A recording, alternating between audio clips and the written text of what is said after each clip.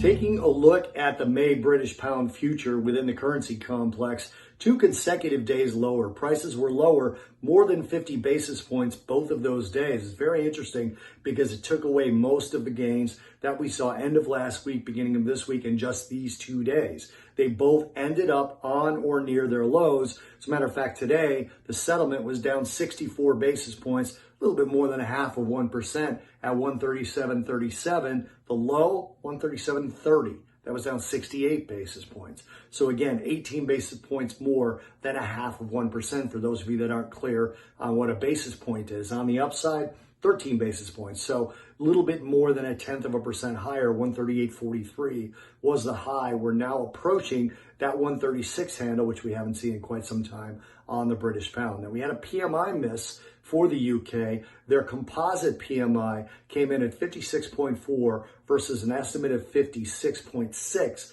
and a last of 49.6. So it missed estimates, but still in expansionary territory, which is a good thing.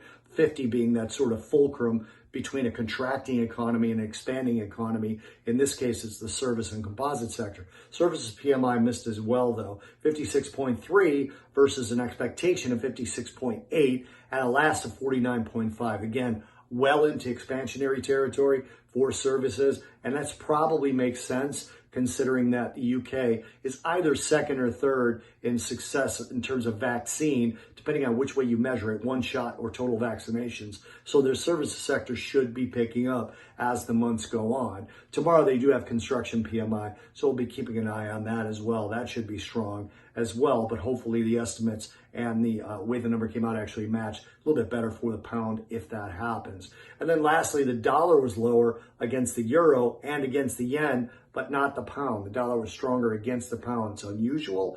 Basically, a lot of people look at the dollar index, but the individual currency futures are a better gauge of what's going on in the currency market. And that again shows you the pound weakness against the dollar, while the overall dollar index was lower. So again, euro higher against the pound, yen higher against the pound. Euro high against the dollar, yen higher against the dollar, pound weaker against the dollar by about 64 basis points.